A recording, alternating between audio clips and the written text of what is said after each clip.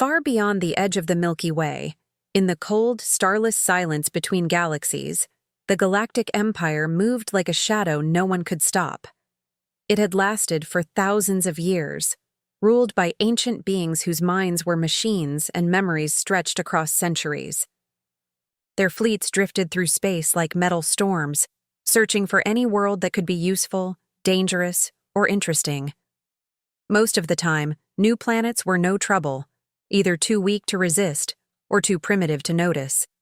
But one day, a small scout ship drifting near the edge of a minor spiral arm picked up a strange transmission coming from a blue and green planet orbiting an average star. The signal was simple, repeated every few hours, and wrapped inside an ancient probe made of human alloys and outdated programming.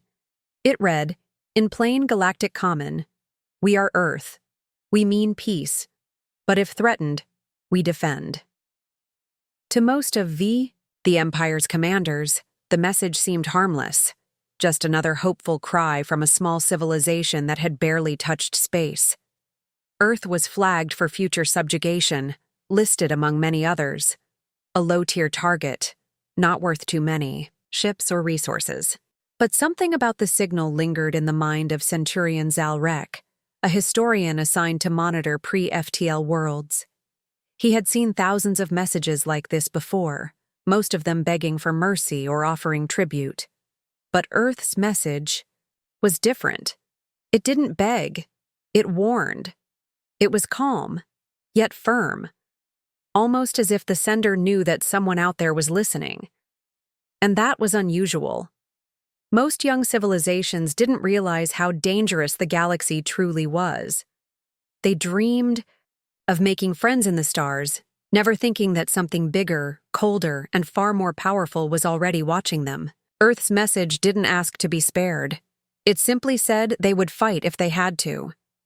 Zalrek shared the signal with his superiors, suggesting a deeper study of the planet's history. But his request was denied. The Empire had grown, overconfident, and why wouldn't it?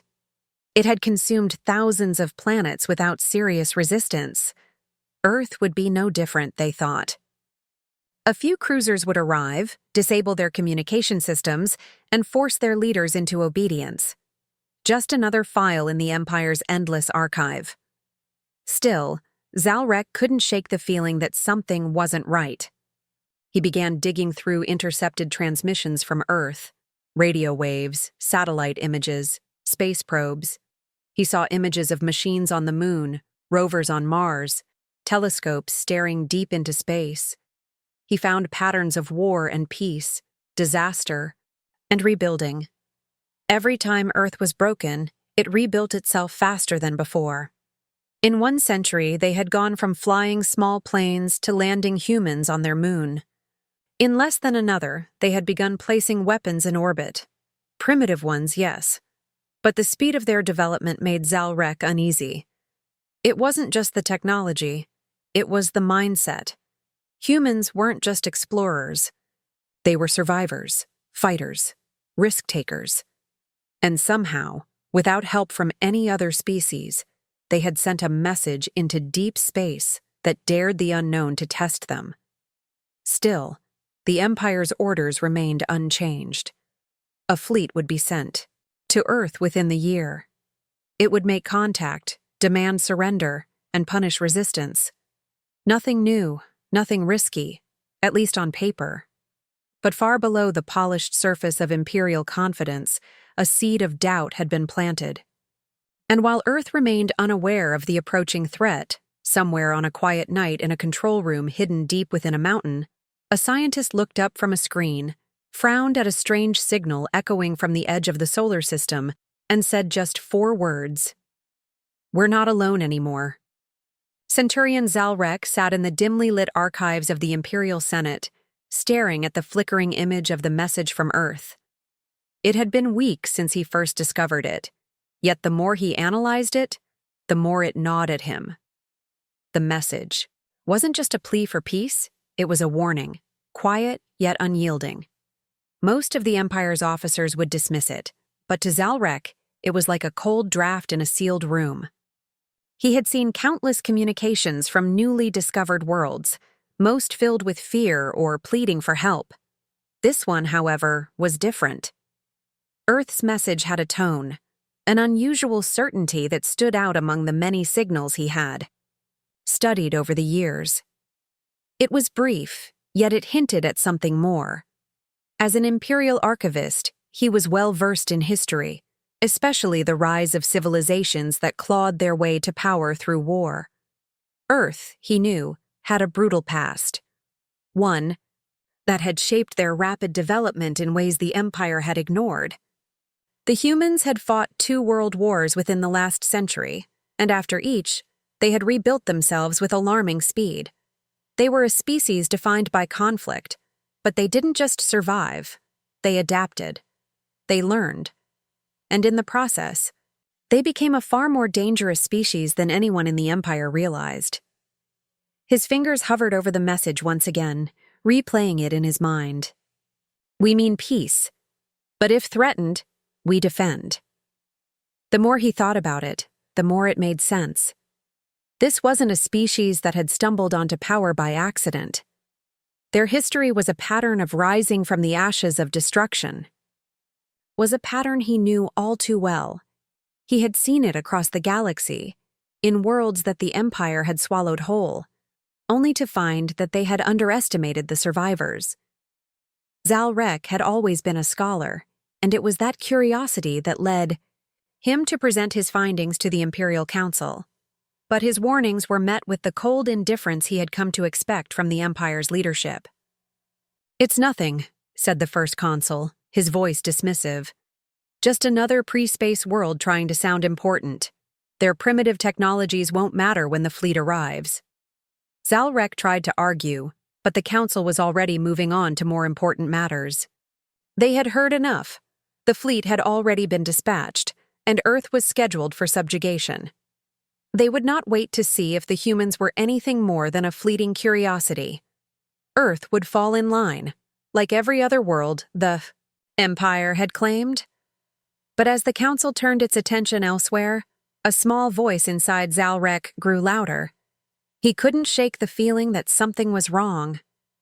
Back on Earth, meanwhile, the humans had sensed a disturbance in their sky. Their astronomers had already detected strange gravitational anomalies near the farthest reaches of their solar system, at the edge of the Oort cloud. They had never seen anything like it before. It wasn't just an anomaly in space. No, this was something far more deliberate, something that wasn't natural. And then the reports started flooding in. Unidentified ships, dozens of them, forming in a strange formation. It was an unmistakable sign that something was moving toward Earth, something far beyond their capacity to understand. The moment the first of these sightings was confirmed, Earth's governments united in an unprecedented act of solidarity. What followed was the creation of the Earth Defense Accord, a coalition of every nation on the planet, setting aside old conflicts in favor of a singular cause, to protect Earth from whatever was coming. The humans had prepared for moments like this, even if they didn't fully understand the threat they faced. They had developed satellites, space-based weapons, and communication systems capable of detecting and responding to threats, even before they reached the planet. Earth might have been a primitive world by the standards of the Empire, but its people were beginning to realize that they were not as helpless as they had once thought. Back in the archives, Zalrek couldn't ignore the growing sense of unease within him. His mind raced. The Empire was certain Earth would fall. But what if they were wrong? What if Earth was more than just a primitive planet with grand aspirations? What if the humans had learned something in their short history, something the Empire had missed entirely? The more Zalrek thought, the more convinced he became that Earth wasn't the target. It was the trap. And by the time the fleet arrived, it might already be too late. The Imperial fleet arrived at the edge of Earth's orbit with all the calm precision of a predator closing in on its prey. A total of 20 cruisers, each bristling with weapons capable of annihilating entire continents, entered the solar system under the command of Admiral Valon, a seasoned veteran of dozens of successful subjugations. His mission was clear: demand Earth's immediate surrender, secure the planet's resources, and neutralize any resistance. The Empire had faced no significant threat in centuries, and Earth, a backwater planet on the edge of nowhere, was expected to fall in line. However, what Admiral Veylan didn't know was that Earth had already prepared for this moment in silence. The Earth Defense Accord, formed just days earlier, had united humanity's greatest minds and military forces under one banner. They had expected something like this, an invasion by a force too powerful to comprehend. And while they didn't have the firepower of the Empire's ships, they had something else, the power of innovation and desperation. Earth had developed a series of experimental solar cannons, hidden deep beneath the surface of Mars and the moons of Jupiter. These weapons had been designed to harness the energy of the sun itself, converting solar radiation into a focused electromagnetic pulse. The moment the Imperial fleet entered the orbit of Earth's moon, the coalition issued its first response. Total silence. The entire planet went dark in terms of communication, no signals, no transmission, just a chilling stillness, as if Earth had disappeared. This silence stretched across hours, unnerving the Imperial fleet as they waited for a response. Then, without warning, the Earth Defense Accord triggered their secret weapon. A massive electromagnetic pulse net, invisible and undetectable, unfurled. Across the solar system, powered by the solar cannons hidden deep within the planets, it was a single coordinated strike, targeted and precise. The first wave hit like a storm, sending shockwaves through the Imperial fleet. The pulse spread out from the Earth-Moon system, overwhelming the ship's communications and targeting systems. The result was immediate and devastating. 2 of the Imperial cruisers, caught completely off guard, were struck by the pulse and lost in seconds. Their power systems failed, their weapons went silent, and the once imposing ships became nothing more than derelict husks adrift in space. Admiral Veylan's command ship shook with the impact of the first pulse, and then another. Panic rippled through the fleet. The remaining ships, each more advanced than anything Earth could have imagined, suddenly found themselves crippled by the energy pulse. The sensors and targeting arrays that had made them invincible to lesser civilizations were useless now. They could see nothing, target nothing, and most alarmingly, communicate with each other only in fragmented bursts. Confusion reigned. Admiral Veylan was no fool. He knew when he was in danger. He ordered a retreat, his voice cold as he spoke. To the fleet's officers, "Regroup! Pull back to the outer rim, now!" The once proud fleet, which had planned to dominate Earth without a fight, now turned tail and fled into the depths of space. It wasn't the retreat of a beaten army. It was the retreat of an empire that had never considered the possibility of defeat. On Earth, the victory was immediate, but it was not without consequence. While the electromagnetic pulse net had crippled the Imperial fleet, the coalition knew this was just the beginning. They had only delayed the inevitable. The Empire would return, and when it did, it would bring a far larger force. Yet, in that moment, something unspoken passed between the leaders of Earth. They had done what no other planet had managed to do in the Empire's long history. They had fought back. They had shown the Empire that they were no longer just a primitive world to be ignored, but a force to be reckoned with. Back in the Imperial Command Center, Admiral Veylan stared at the sight, retreating ships in disbelief. His mind raced with questions. How could a planet with no interstellar ships, no weapons to match the Empire's, cripple a fleet of 20 warships with a single unknown weapon? What was it about Earth that had allowed them to do this? His pride had been wounded, but his curiosity had been ignited. The Empire's intelligence on Earth had missed something important. And now, the truth was clear. The humans were not what they had seemed. Earth had just fired the first shot in a war that no one had expected. As the Imperial fleet retreated into the cold black of space, Zal Rek, the historian, stood in a distant archive, a feeling of dread crawling up his spine. The humans weren't just surviving, they were adapting. And the Empire, for the first time in centuries, was facing something it could not predict, something it could not control. The Empire's elite team of analysts went to work quickly after the stunning retreat from Earth. With the Imperial fleet humiliated and the humans demonstrating an unexpected level of resistance, the highest-ranking officials in the Empire demanded answers. What had they missed? How could a planet so primitive force a fleet of 20 advanced warships to withdraw? It was incomprehensible. The Empire had ruled the galaxy for millennia, and they had never encountered a species like this before. Earth was supposed to be weak, a small, unimportant world on the fringe of the galaxy, with only a handful of technological advancements to its name. But the shock of the attack had shaken the Empire's very foundation. The analysts dug into Earth's history, hoping to find some clue that could explain this strange anomaly. They started by examining the planet's past, its wars, its revolutions, and most importantly, the drive that had always pushed humans forward. They discovered Earth's long and violent history, full of destruction and rebirth. 2 world wars, devastating conflicts that had nearly torn the planet apart, had shaped the people of Earth. Despite the suffering, despite the immense loss of life, the humans had emerged from each war stronger, more determined, and with new technologies that propelled them forward. The analysts were stunned by what they uncovered next. Long before they ever reached the stars, humans had built nuclear weapons capable of wiping out entire nations.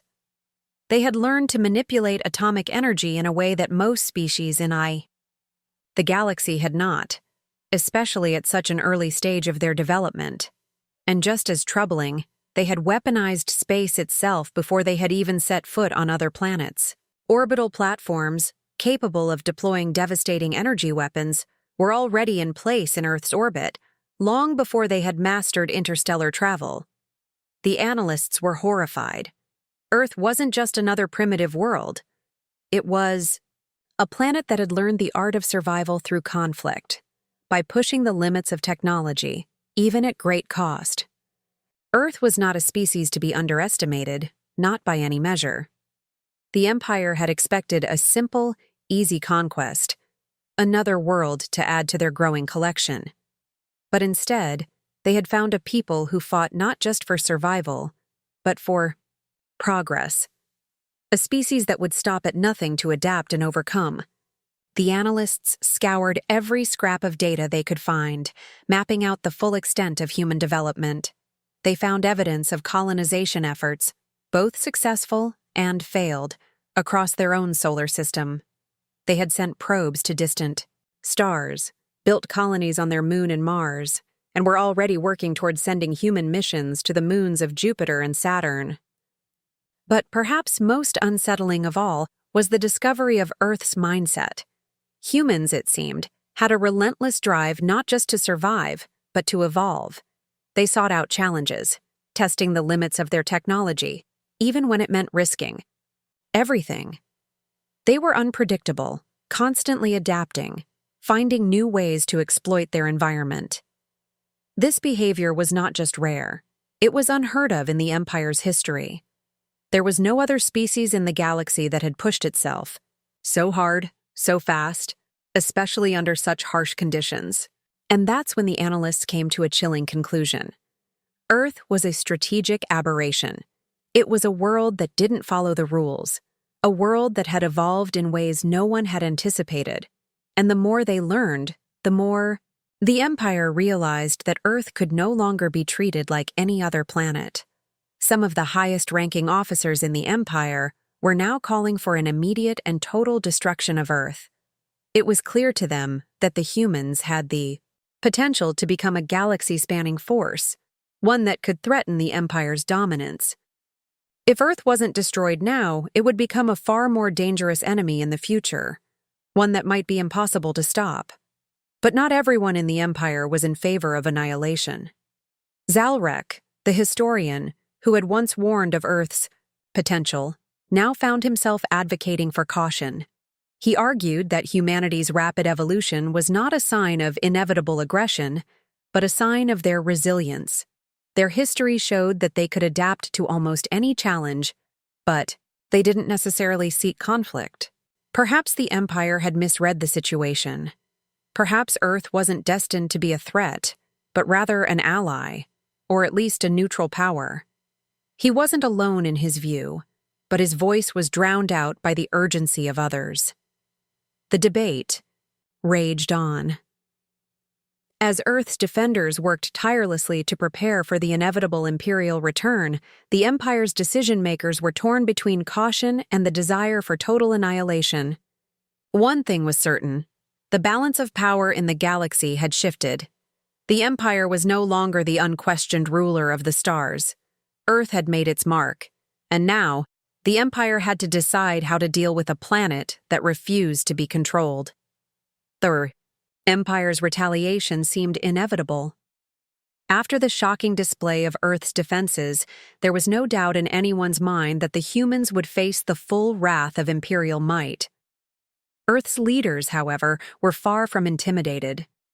They knew that the Empire would return, and when it did, it would bring far more ships, far more firepower. But instead of waiting in fear, Earth scientists and engineers had worked around the clock, transforming their most powerful space stations into fortified outposts. Satellites, once used for peaceful communication and research, were now weaponized. Platforms, each one capable of unleashing devastating energy blasts. Mars and Titan became fortresses, the weapons of Earth's growing defense network aimed directly at the heart of the solar system. The planet was ready. Yet, when the expected Imperial ships finally appeared, they didn't come with the aggressive force Earth had prepared for. Instead of a fleet of warships descending upon the planet, an Imperial envoy arrived. Only one ship, unarmed, drifting into Earth's orbit like a bird landing in a field. It was a strange, almost eerie contrast to the fear that had gripped Earth in the days before. The ship was small, not designed for combat, but rather diplomacy. Earth's leaders gathered in tense silence as they watched the craft approach. For a moment, there was an uneasy calm, followed by an overwhelming question. Why? Why had the Empire not attacked? Why had they sent only one ship to negotiate, rather than unleash the full might of their fleet? In a world where destruction had been a way of life for centuries, this strange gesture left the people of Earth more confused than relieved. The answer came quickly. The Empire wanted to talk. They had come to negotiate, not to annihilate. The message was clear. They were willing to listen. The question, then, was what Earth would do. Who would represent them in this unprecedented encounter? With the Empire? The answer came from a retired scientist named Dr. Aisha Karim. She was the woman who had authored the original probe message, the one that had warned the Empire in the first place. Dr. Karim had been largely out of the public eye since her retirement, but her name was still known, her intellect still respected. She was the perfect candidate. Earth's leaders were divided on the decision to send her. Some feared that her blunt honesty would escalate tensions. Others believed that her courage was exactly what was needed. In the end, it was decided that Dr. Karim would speak for all of humanity. When she boarded the Imperial envoy, she had no illusions.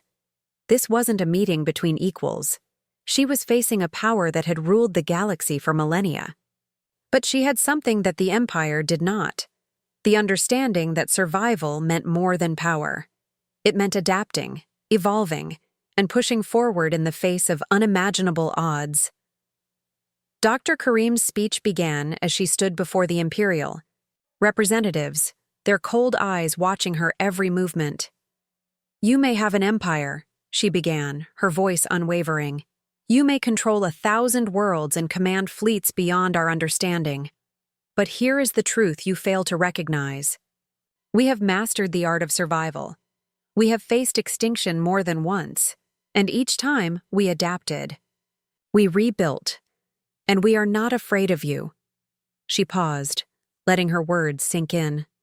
The silence in the room was thick, as if every being present knew the weight of what she was saying.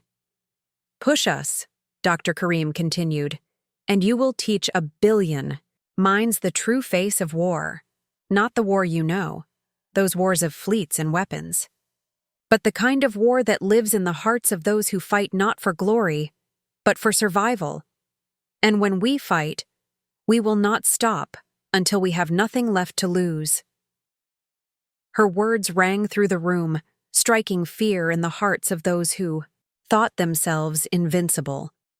The Empire had expected to silence Earth through force, but instead, it was the words of one human who reminded them that power was not just about strength. It was about the will to continue, no matter the cost. Dr. Kareem's speech left the Imperial envoy shaken.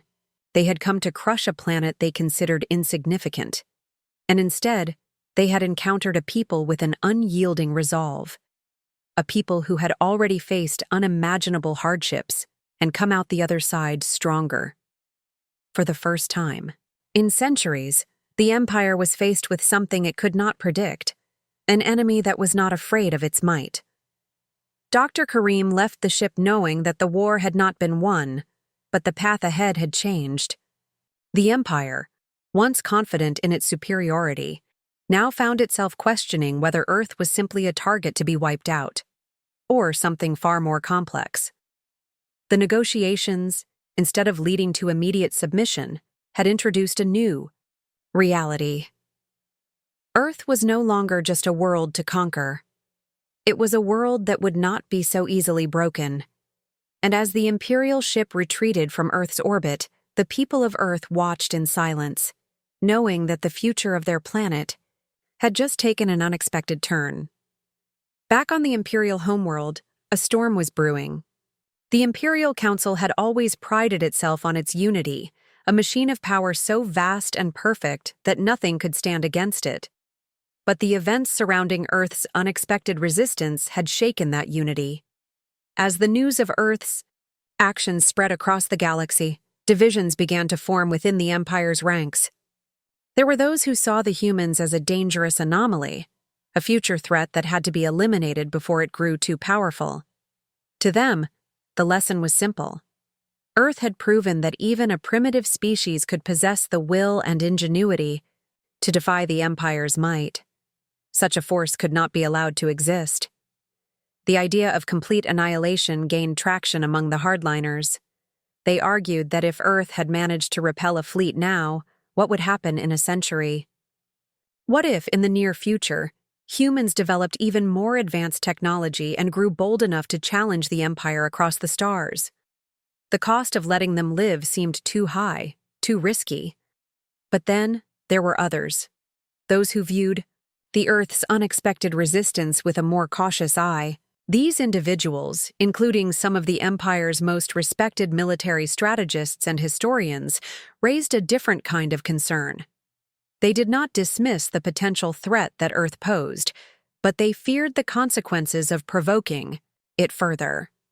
What if Earth, having once repelled an Imperial fleet, now viewed the Empire as an unrelenting enemy? What if humans, with their relentless adaptability, began to understand the true cost of war and developed strategies that could push even the Empire to its limits? This was not just about a single battle or a series of skirmishes. This was about something far more dangerous, the potential for a long, drawn-out conflict with a species that refused to give up. One senior officer put it bluntly, "If we push them too far, we may awaken something catastrophic." There was a sense of deep unease that spread through the ranks, a feeling that the Empire had underestimated humanity in a way that would have profound consequences. It was not just a matter of defeating a planet.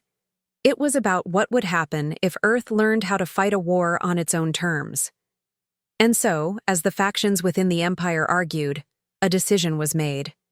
It was not one of annihilation, but one of containment. The Empire would adopt a policy of strict isolation toward Earth, at least for the time being. Earth was labeled Red Star, Do Not Engage, a clear designation in the Empire's strategic files. The message was clear. Earth was to be avoided, watched, but never provoked again. The hope was that, By isolating the planet, the Empire could allow the situation to cool. Earth's technological progress would be monitored, and if any signs of further aggression appeared, the Empire could intervene decisively. But there was another, quieter shift occurring within the Imperial ranks. As the policy of containment took hold, a strange kind of respect began to grow for the humans. It was an unspoken acknowledgement that Earth had earned its place in the galaxy not through force, but through something far more dangerous: its ability to survive and adapt. The Empire had expected to conquer the world, to add another gem to its crown of dominions. What it found instead was a people who, despite their primitive technology, had the sheer will to push back. The hardliners who had once called for Earth's destruction now found themselves questioning their own assumptions. Could a species that had survived so much really be wiped out with a simple act of force? Could the Empire, with all its might, truly erase a people so determined to rise above their struggles? No longer was Earth viewed as just another conquest. It had become something else entirely, a symbol of defiance, a spark that could ignite, a fire far beyond the reach of the Empire's flames. Though the decision to contain Earth had been made, it was clear that no one in the Empire could forget the message they had received. The humans were not to be underestimated. Earth had not only proven itself a challenge in the present, but had also left an ominous question hanging in the air. What happens when a species like this truly awakens? The whispers continued, especially in the darker corners of the Empire. What if Earth was only beginning to show its true potential? What if this was just the first chapter in a story of unimaginable growth? In the quiet halls of imperial power, the question that lingered was one no one dared to answer fully. Could the Empire truly hold the line against Earth, or would it be consumed by the very fire it had sparked? Years passed since the first encounter between Earth and the Imperial Empire. The tensions that had once boiled between them began to cool, but the lingering effects of that brief but world-changing moment continued to ripple throughout the galaxy. Earth, once considered a backwater, insignificant planet, had evolved in ways no one had imagined. The advancements in technology were remarkable, yes, but it was the change in humanity's approach to the universe that truly set them apart. Earth scientists had not only pushed the boundaries of space exploration, but their leaders had worked tirelessly to form alliances where none had existed before. Former enemies, once locked in bitter conflict, now sat around the same tables, talking of unity and shared purpose. Humanity had learned to rise above its history of wars, finding strength in cooperation rather than division. The Earth Defense Accord, once a loose coalition formed out of necessity, had transformed into a unified diplomatic force. It wasn't just about military might anymore. Earth's power now lay in its ability to connect with others, to build partnerships, and to share knowledge. This was something entirely new to the galaxy. Earth had become a world that did not conquer through force, but through trust, resilience, and relentless will. There were no fleets marching across the stars, no weapons threatening to silence whole populations. Instead, humanity reached out, extending its hand in peace, asking only for respect and understanding. It wasn't easy. There were setbacks and challenges that tested humanity's resolve. But Earth's determination never wavered. Every diplomatic mission, every negotiation, was a victory in itself, slowly shifting the balance of power in the galaxy. When Earth's envoys first arrived at Imperial space, they were met with cautious curiosity. They were not viewed as subjects, or lesser beings as the Empire had once thought. No, they came as equals, proud, strong, and unafraid. The Empire, for all its vastness and power, found itself confronted with something new, something it had not anticipated. A species that had endured, adapted, and thrived. The humans were not just another conquest, not a world to be added to the Empire's collection. They were a force in their own right, a rising power that refused to be bound by the chains of oppression. the Empire knew that it could not simply dismiss Earth. There were those who still whispered in the dark corners of Imperial corridors about how to deal with the Red Star, but even they could not ignore the reality that Earth was no longer the same planet they had once targeted. It had become something more, something that demanded respect. In time, Earth's influence spread across the stars. What had once been a solitary world now had allies scattered throughout the galaxy. The knowledge, the technology, the spirit of unity that Earth had embraced became the foundation for future peace. Even in the face of external threats, Earth's coalition stood firm, not through overwhelming force, but through solidarity and understanding. The Empire, for all its vastness, could not help but acknowledge this shift. The power of Earth did not lie in armies or weapons, but in the strength of its people, in their ability to come together, to build something greater than themselves. In the archives of the Empire, Earth was no longer just another entry in the history books. No, it had its own category now, a special place reserved for those few who had dared to challenge the Empire, only to emerge not as its enemy, but as a partner. And as the years turned into decades, the Empire added one final note to its records, an inscription that would remain for all time. We targeted them. They warned us. We listened. It changed everything. It wasn't a simple note, nor was it a line of resignation. It was a recognition of something monumental. Earth had not just survived. It had thrived, evolved, and changed the course of its future, and the future of the galaxy. And as the Empire looked upon Earth, once a small, insignificant planet, now a respected and equal player on the galactic stage, there was a quiet acknowledgement that the old ways of conquest had forever been altered. The universe had changed because of Earth, and the Empire would never forget that.